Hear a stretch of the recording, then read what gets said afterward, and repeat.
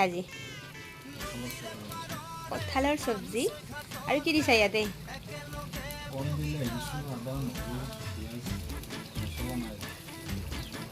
মছলা মানে কি বেলেগ মছলা নালাগে নহয় তুমি আদা নহৰু দিছা